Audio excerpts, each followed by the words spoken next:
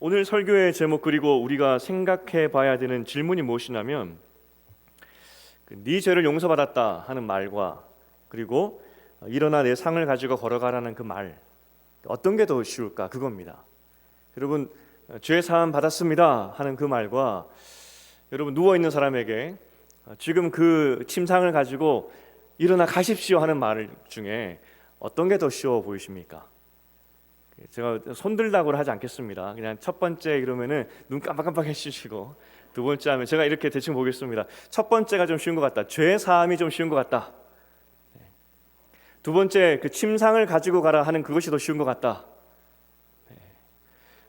네, 도무지 구별이 안 돼가지고 둘 다 어려운 것 같긴 하지만 또 예수님께서 말씀하시는 것을 보면은 이게 앞에 게 쉽다는 말씀인지 뒤에 게 쉽다는 말씀인지 여러분 얻는 그게 느껴지십니까?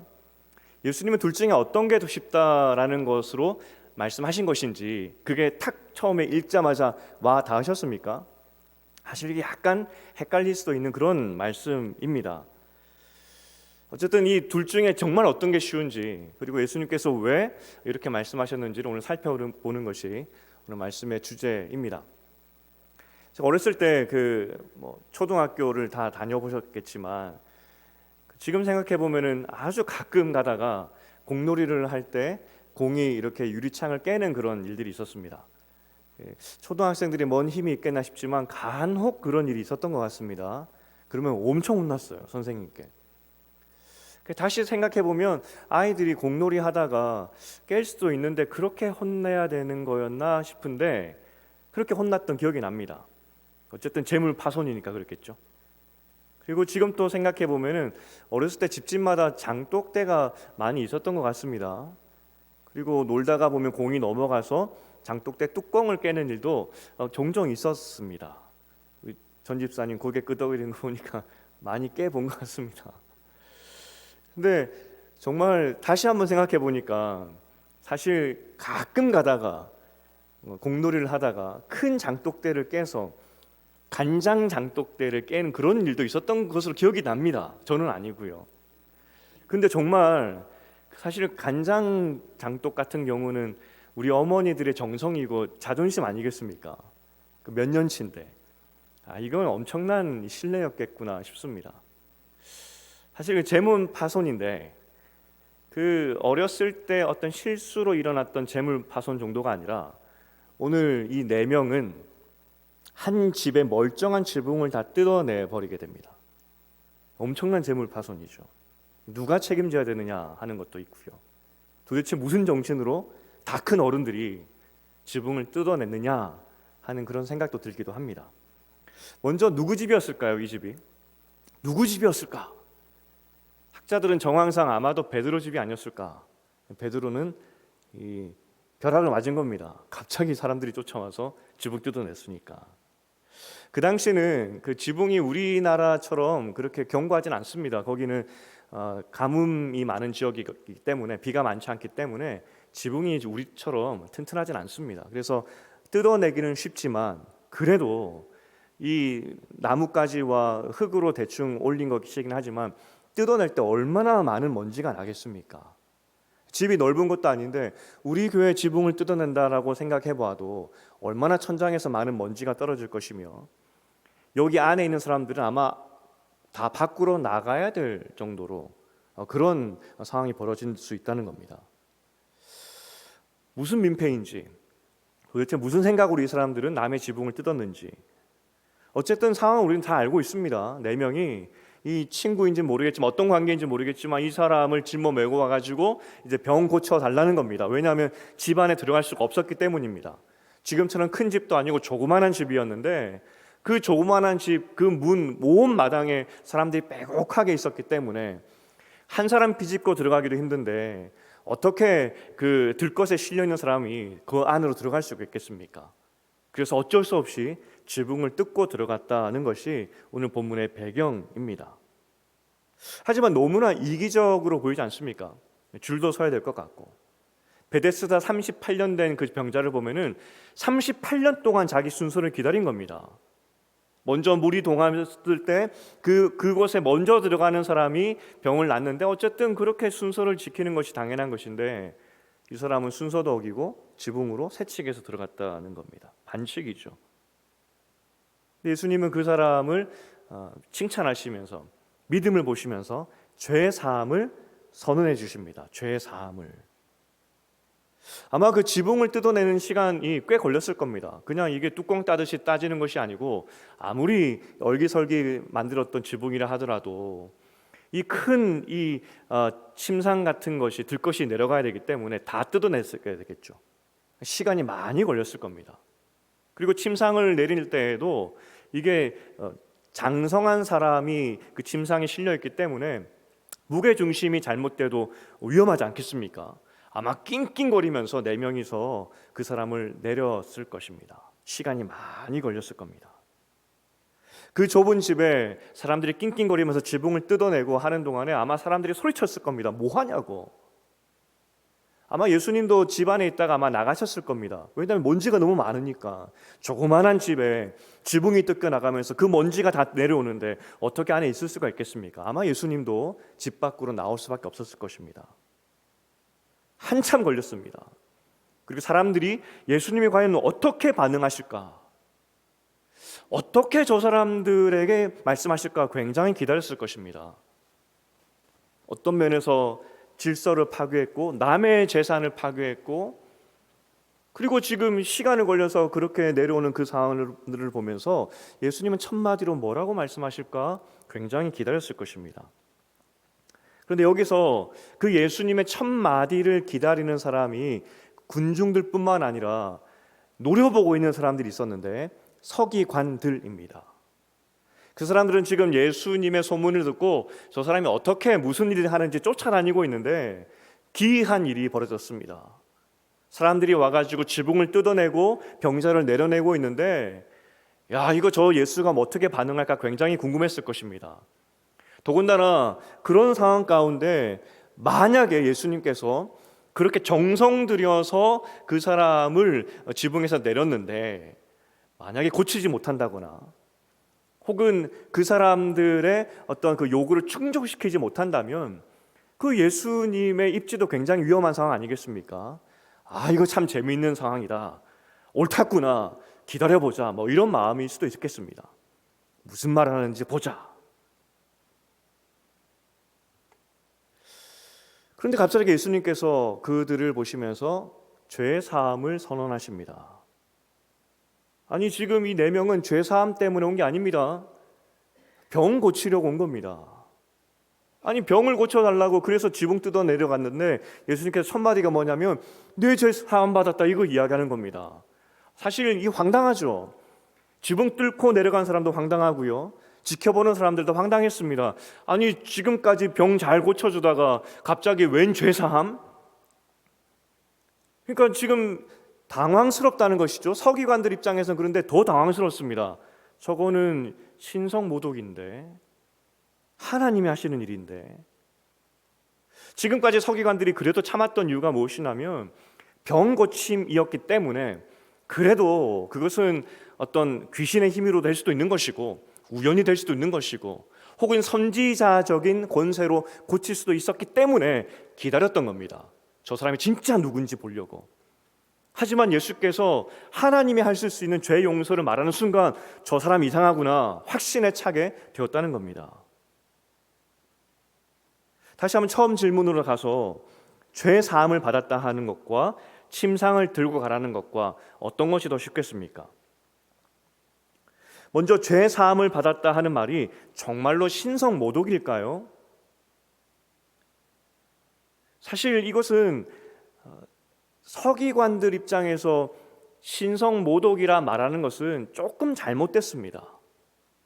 실제 이스라엘 백성들은 예루살렘에서 제사를 지냈고요, 제사를 지내고 나서 그 속죄제 아니겠습니까?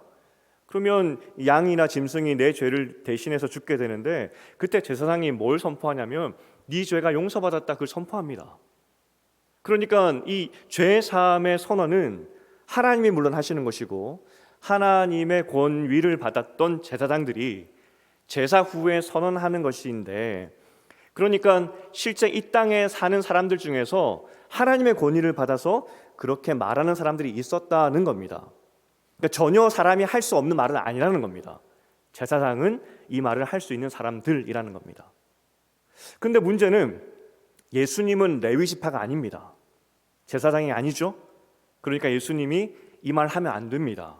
그래서 서기관들이 신성모독이다라고 말하는 것은 맞는 말이긴 합니다. 하지만 전혀 없는 말은 아니다, 그런 의미가 되겠죠.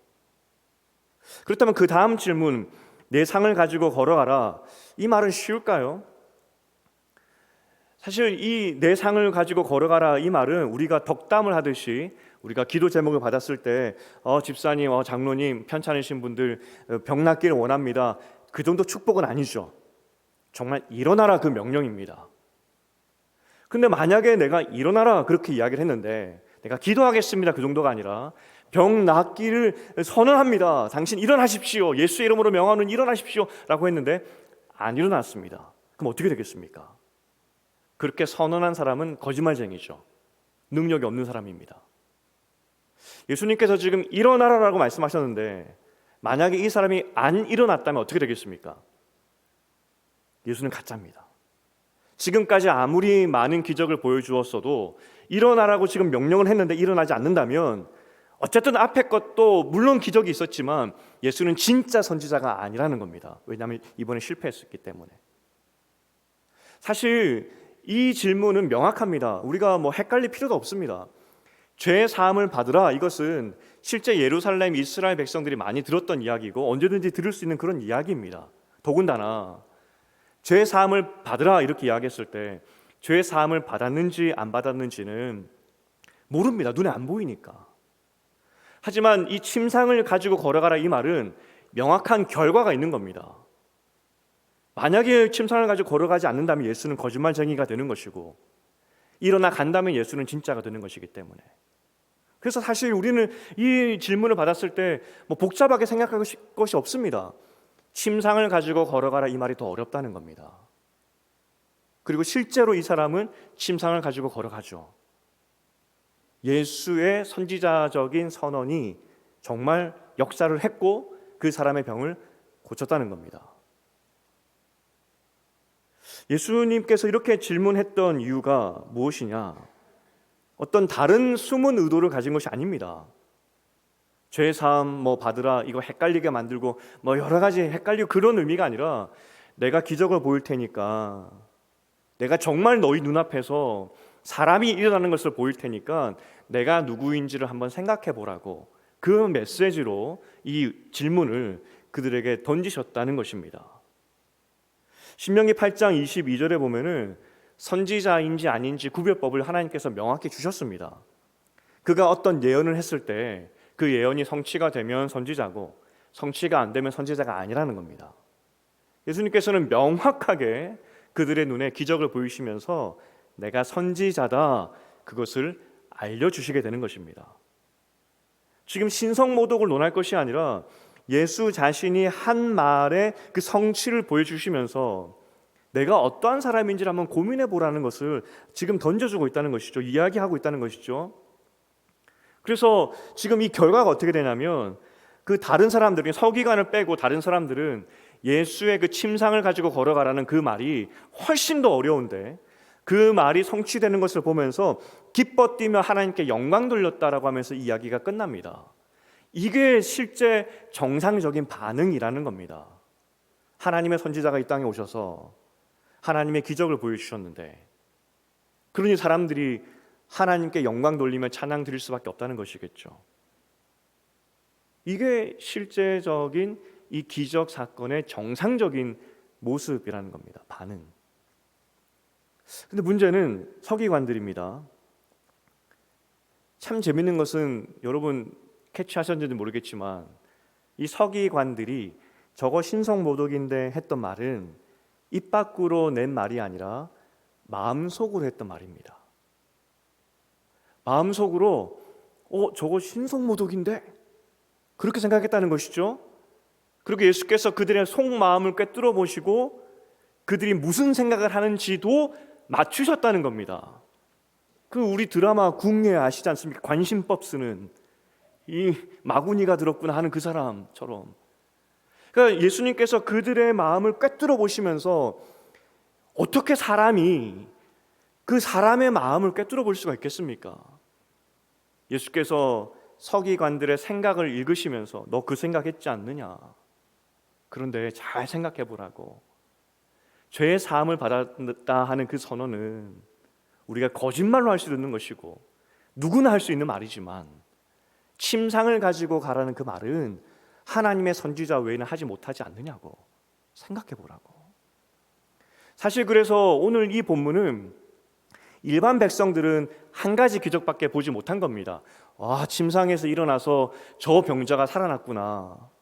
하지만 서기관 입장에서는 기적을 두 가지 본 겁니다.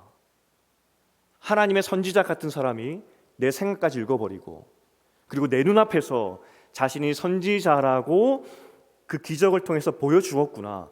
두 가지를 특별히 선지자의 그 서기관들에게는 보여주셨다는 것입니다. 이제 예수께서 고개를 돌려서 중풍병자에게 일어나 상을 가지고 집으로 가라라고 하셨을 때 아마 사람들은 홍해가 갈라지듯이 다 갈라졌을 겁니다. 이야, 저 사람이 살아났다고. 눈앞에 기적을 봤죠. 사실 서기관 정도 된다면 여기까지 왔을 때 이 죄 사함을 받으라 이 말이 예수께서 왜 저 사람에게 병 나으라 이 명령을 하지 않으시고 죄 사함을 받으라 했는지도 알게 되는 것이 당연한 결과입니다. 무슨 말이냐면 서기관은 구약을 잘 아는 사람입니다. 내 죄 사함을 받으라 이 말은 구약의 메시지로 네 병을 나았다와 똑같은 의미입니다. 구약의 언어입니다. 그 당시 이스라엘 사람들은 병은 죄로부터 온 것이다 생각했기 때문에 병 나으라 이 말은 네 죄를 용서받아서 그 죄로부터 용서함 받았기 때문에 이제 더 이상 너는 그 죄로부터 왔던 병에게 잡혀있지 않는다, 뭐 이런 의미가 되는 것이거든요. 실제 구약을 잘 알았던 서기관들은 죄 사함을 받아라 이 말은 단지 우리가 어떤 죄를 지어서 지은 그 죄가 용서되는 그런 의미도 있겠지만 실제 너 병 나으라 이 말과 동일 어구라는 것을 서기관들은 다 안다는 겁니다.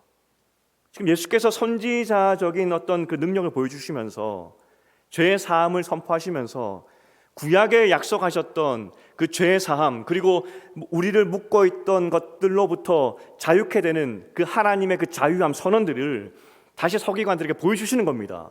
구약에서 모든 우리를 얽어매고 있던 것들로부터 풀어줄 선지자가 바로 나다라는 겁니다. 나. 그러니까 지금 사실 죄에서 노임을 받았다, 자유케 되겠다 이 말은 일반 백성들은 오해할 수도 있습니다. 저거 신성모독인데. 하지만 구약을 잘 아는 서기관들이라면 순간 헷갈릴 수는 있습니다. 왜 제사장이 하는 저 말을 저 사람이 하고 있지? 하지만 예수가 선지자라고 한다면 상황은 달라지죠. 하나님의 대리자로서 우리를 묶어있던 모든 죄의 권세를 풀어줄 하나님의 선지자가 와서 자유를 선포하는구나. 어떤 면에서 그래서 서기관에게는 예수께서 세 가지로 내가 선지자다, 내가 하나님의 사람이다라는 것을 보여준 것과 똑같다라는 겁니다. 그런데 이 이야기의 결론이 무엇이냐면 결국 서기관들은 예수를 죽이게 되는 결론을 3장 6절에서 하게 되는 것이고요. 하지만 일반 백성들은 그 예수의 기적 앞에서 기뻐 뛰는 것으로 결론이 나게 된다는 겁니다. 완전 다르죠. 우리가 여기서 좀 생각해 볼 것은 참 재밌는 이야기가 뭐냐면 분명히 마가복음은 그 시작부터 사탄과 예수님의 싸움이라고 말씀드렸습니다. 그래서 광야 시험에 들어갔었을 때 다른 복음서는 광야 시험에서 예수가 이겼다라고 결론이 나지만 마가복음은 이겼단 말이 없고 그때부터 계속 예수님과 사탄이 싸우게 되었다 이야기를 드렸었습니다. 그런데 우리가 오늘 본문에도 읽었고 계속해서 3장까지 가겠지만 사탄이 등장하지 않습니다. 그런데 사탄이 등장하지 않았음에도 불구하고 그 이스라엘 백성들이 내렸던 결론이 무엇이냐면 예수를 죽이자 이렇게 됩니다. 사실 사탄이 간섭도 하지 않았는데 이스라엘 백성 스스로 사탄이 하고자 했던 예수를 죽여야 되겠구나 하는 결론을 3장에서 했다는 것이거든요. 다른 말로 하면 지금 서기관과 바리새인들에게 예수께서는 계속하여서 그 예수의 정체성을 보여주었음에도 불구하고 이 서기관과 바리새인들은 사탄의 앞잡이가 되어서 사탄의 종로로 타여서 사탄이 하고자 했던 그 일을 대리인처럼 했다라는 것이 이 전반부의 이야기더라는 겁니다. 예수께서 서기관을 깨우기 위해서 구약의 언어로 말씀하셨고 그들의 중심을 꿰뚫어서 말씀하셨고 눈앞에서 선지자라는 것을 기적으로 보여주셨지만 어떻게 된 영문인지 이 바리새인과 서기관들은 사탄의 앞잡이가 되어서 사탄적인 삶을 살더라는 겁니다. 그래서 스스로 결론 내린 것이 무엇이냐면 3장에서 예수 죽이자, 그거 아니겠습니까? 어떻게 사탄이 한 번도 간섭하지 않은 것 같은데 인간 스스로 사탄의 앞잡이가 되어서 이런 결론을 내릴 수 있느냐? 이것도 우리 가운데 굉장히 중요한 질문이 되겠죠. 이들이 왜 그렇게 사탄의 앞잡이가 되어서 오늘 예수께서 그들을 마음의 문을 놓고 하시면서 명확하게 보여주셨음에도 불구하고 예수를 믿지 않았을까? 성경은 성경의 언어로 이들의 마음 상태를 이야기하기를 목이 곧았다 이야기를 했습니다. 목이 곧았다. 듣지 않으려 했다. 우리가 너무나 잘 알고 있지만, 우리가 너무나 많은 설교를 통해서 들었지만 정말 서기관과 바리새인들은 이런 메시아를 원하지 않았습니다. 좀 더 멋있기를 바랬고, 좀 더 정치적이기를 바랬고, 좀 더 힘있기를 바랬습니다. 예수께서 그런 모습이 아니라 지금 나는 정말 구약에서부터 예언되어 있던 하나님의 선지자로 그 하나님의 뜻대로 왔다라고 이야기를 해도 우리는 원치 않습니다. 결국 사탄의 앞잡이가 되어서 죽이게 되더라는 겁니다. 하나님의 말씀이 명확했지만, 하나님의 기적이 명확했지만 내가 기준이 되어버리니 결국 그들이 했던 행동이 무엇이냐면 사탄의 앞잡이였습니다. 우리의 인간의 죄성과 우리의 고집이 얼마나 무서운지. 우리가 인생을 살아가고 있는데 다시 한번 오늘 본문을 통해서 생각해 보아야 될 것이 무엇이냐면, 나는 정말 하나님 말씀대로 그 하나님 말씀에 도전받는 대로 살아가는 사람인지, 아니면 내가 생각한 것을 달라고 구하는, 그래서 때로는 하나님의 자녀가 아니라 사탄의 앞잡이처럼 살고 있지는 않은지, 그걸 돌아봐야 된다는 겁니다. 하나님은 우리에게 새로운 일을 시작하시고 언제나 새롭게 이끄시고 항상 동일하게 놀라운 은혜로 함께 하시는데, 내가 원하는 방향이 아니기 때문에 거절하겠습니다, 그러한 마음으로 하나님을 믿고 있지는 않은지. 우리가 하나님을 그렇게 거역하는 순간, 정말 죄송한 표현이지만 우리는 언제든지 서기관처럼 사탄의 앞잡이가 될 수 있다는 겁니다. 예수는 이스라엘 백성들 그리고 하나님의 자녀들을 정말 사랑하셨습니다. 그러니까 이 서기관에게 문을 놓고 하시는 건 아니겠습니까? 일반 백성들은 기적만 보여줘도 하나님께 영광을 돌리는데, 이 사람들은 마치 첫째 아들처럼 끝까지 하나님을 거부하고 있으니까 마음도 놓고 하시고, 그들이 이해할 만한 구약학자니까 구약의 언어도 가지고 오시고 기적도 보여주시지만 결국 반응하지 않더라는 겁니다. 사탄의 앞잡이가 되는 것이죠.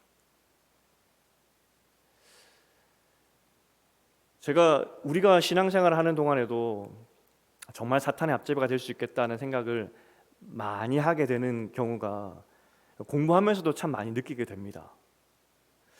제가 교회 상황을 이야기하기보다는 오늘은 한 가지 신학적인 것으로 여러분에게 이렇게 세상이 바뀌고 있고 이렇게 생각이 또 바뀔 수도 있겠구나 하는 것을 소개해드리고 싶습니다. 제가 이제 96년도에 신학교를 입학하게 되었습니다. 신학교를 입학하기 전에 제가 이제 중고등학교 다닐 때에는 그때까지만 해도 학생 부흥 운동이 아주 활발했기 때문에 가을 되면은 문학의 밤, 학교에도 있었을 뿐만 아니라 교회에서도 했었습니다. 교회에서도 문학의 밤을 하면서 믿지 않는 친구들도 많이 초대하고 그랬던 기억이 납니다. 그러면 그 당시 빠지지 않았던 주제 중에 하나가 제 기억에 포스트 모더니즘이라는 거기에 대한 그 주제가 빠지지 않았던 것 같습니다. 혹시 들어보셨습니까? 포스트 모더니즘, 신학적인 이야기, 철학 이야기를 좀 죄송합니다. 근데 그 당시에 제가 기억하기로는 이 포스트 모더니즘 때문에 기독교는 망했다라고 배웠었습니다. 야, 이 천하에 쓸모없는 이 철학이 발견되어 가지고 이 또 근원이 어디냐면은 인도입니다. 인도. 그래서 제가 그 대학교 입학할 때 꿈이 뭐였냐면은 인도 선교사 혹은 인도 철학을 배워야 되겠다. 왜냐하면 그 당시 천하에 몹쓸 것이 이 포스트 모더니즘인데 기왕 이 천하에 몹쓸 것과 싸울 거라면 내가 인도 가서 진짜로 배워와가지고 저 사람들과 싸워야지, 그런 마음으로 제 꿈은 인도 철학 공부하는 거. 그래서 산스크리트도 배웠습니다. 산스크리트가 어떤 건지 아십니까? 인도 고대어입니다. 인도 고대어. 그 당시 그랬었습니다. 분위기가. 대학교를 갔더니 역시나 아니나 다를까 기독교 철학대에 그 교수님들께서 이 천하에 몹쓸 이 철학 사상 해가지고 포스트 모더니즘 이렇게 배웠었습니다. 그렇게 배우고 한 10년이 지나서 이제 유학을 갔죠. 나름 보수적인 학교라고 생각하고 갔는데, 제가 학교 가서 후회했었습니다. 어떤 클래스 때문에. 어떤 클래스였느냐, 이 기독교 철학을 가르치는 클래스였는데 이 포스트 모던에 대해서 제가 배웠던 것과는 다른 방향으로 가르치는 겁니다.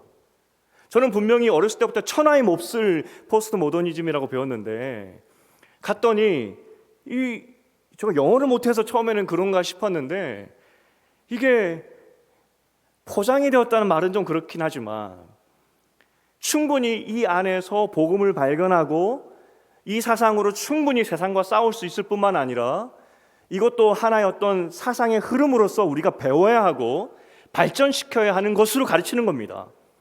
충격이었습니다. 아니, 천하에 몹쓸 것을 저렇게 가르치고 있다니 내가 학교 잘못 왔구나. 근데 어쨌든 졸업을 해야 되니까 열심히 배웠고요.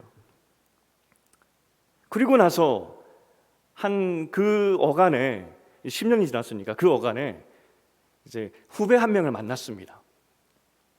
10년이 지나서 이제 제가 충격을 받았으니까 그 후배에게 이야기했습니다. 내가 10년 전에 분명히 총신대학을 다닐 때에는 천하에 몹쓸 포스트 모더니즘이라고 배웠는데 여기 와보니까 그렇게 안 가르치더라. 요즘 총신대학교는 어떻게 가르치냐라고 물었습니다. 그랬더니 그 후배가 그렇게 대답했습니다. 지금 우리 교단에서도 굉장히 앞선 그런 교수님이 그 담당이었고 그때도 그분이 가르치셨었습니다.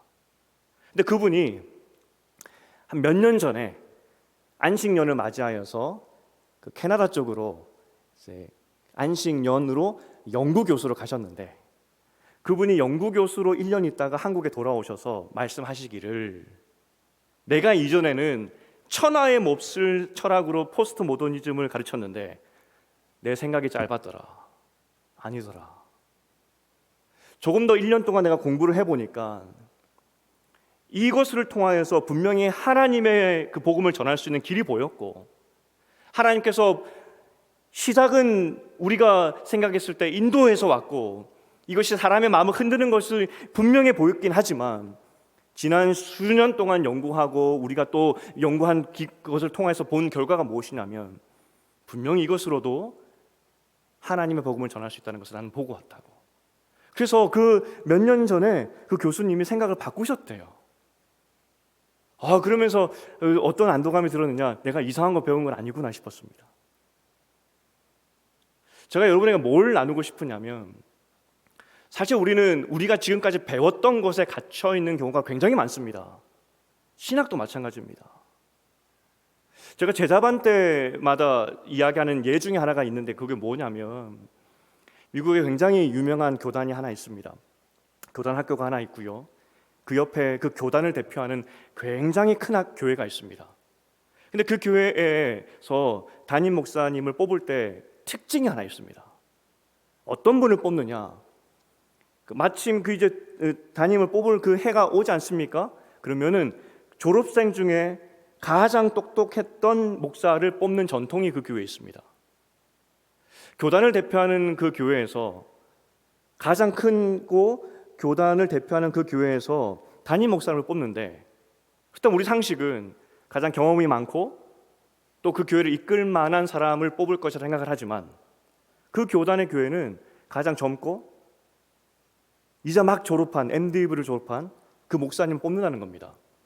왜 그러냐면, 우리가 인간이기 때문에 학문도 계속 바뀌고 또 그 학문으로 세상을 바라보는 눈도 바뀌는데, 가장 최신의 이야기들, 최신의 신학을 배우고 그것으로 세상에서 살아가는 우리에게 가장 최신의 정보를 받게 하기 위해서, 그래서 그 교단은 가장 젊고 그해 졸업하는 목사님 중에 가장 똑똑한 분을 담임으로 청빙하는 전통이 있다는 겁니다.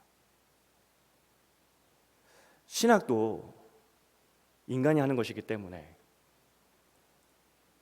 이 변화를 싫어하고 변화를 두려워하고 멈춰 있는 경우가 굉장히 많습니다.